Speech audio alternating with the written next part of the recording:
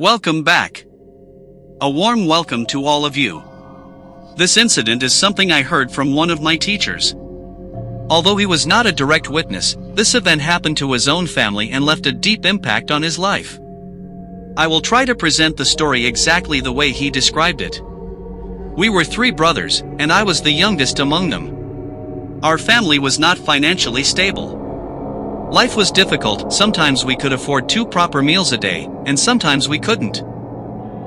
We had a small piece of land of our own. We used to cultivate that land ourselves. My father worked in other people's fields during the day, and at night he would work on our own land just to make sure we could survive a little better. Life in the village was already hard, and poverty made it even harder. Yet, we somehow found happiness in small things. The year was 1990. That night was strangely beautiful. Under the full moon, everything looked pale and calm. But behind that beauty, something unknown and dark was hiding. That night, my father had gone to the field again. It was around 9 to 10 p.m., considered very late in a rural area. He was loosening the soil with a shovel.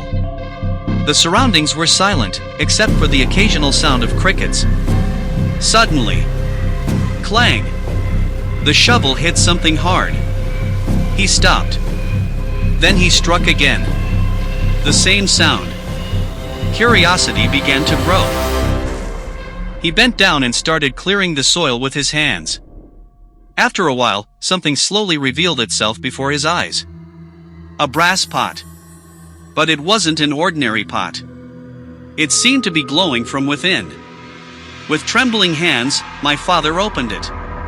And what he saw? Gold. Shining gold. In that moment, thousands of thoughts rushed through his mind. Poverty, suffering, hardship, everything could disappear in an instant. Just then, he felt something. As if someone was standing right behind him. A cold breeze touched the back of his neck. Slowly, he turned around.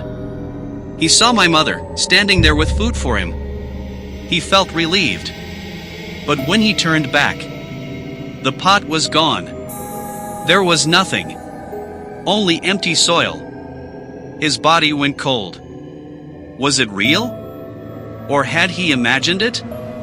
But he was certain he had not imagined it. He quickly returned home with my mother. That night, my father had a dream. A woman. But not human. Her eyes were glowing, her face was distorted, her hair was wild. She said, "The pot can be yours, if you give me one of your 3 sons." My father woke up in terror, drenched in sweat. At that exact moment, a shadow quickly passed in front of him. The next morning, my mother said, she had seen the same dream. The same woman. The same words. My mother became furious. With a broom in her hand, both of them went to that field. Standing near the tree, she shouted, "Whoever you are, if you ever dare to look at my children again, I will not spare you." From that night, everything began to change. One night, my father went outside and saw a tall white figure walking. Slowly, it started growing taller, bigger, until it became as tall as a palm tree. My mother also experienced something terrifying. She saw the house lit up, even though she had turned off the light before leaving. Then, she saw that same woman walking toward her. After that, my parents' behavior began to change. Sometimes they were normal. Sometimes they were not. At times, my father would dig up soil and eat it. My mother displayed unnatural strength. The villagers became frightened. Some said, "There's something inside them." Others said, "They're pretending." But one day, a man said something offensive to my mother. In response, she struck him so hard that he was thrown across the yard. Many healers were called. None of them could help. They all said, "This is something very powerful." Finally, a religious healer arrived. He said, This is not ordinary. He prepared for a ritual. Soon, that entity possessed my mother. Her strength became terrifying. No one could hold her. The entity spoke. I came from the cremation ground, you insulted me. I will not leave unless I take one of your sons.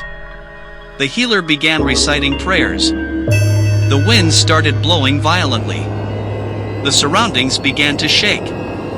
Finally, the entity said, "If you give me a black goat, I will leave." The next evening, a black goat was tied under the tree. Suddenly, a branch broke and fell to the ground. After that night, everything returned to normal. Some things exist that we cannot explain. But just because we cannot explain them, doesn't mean they are not real.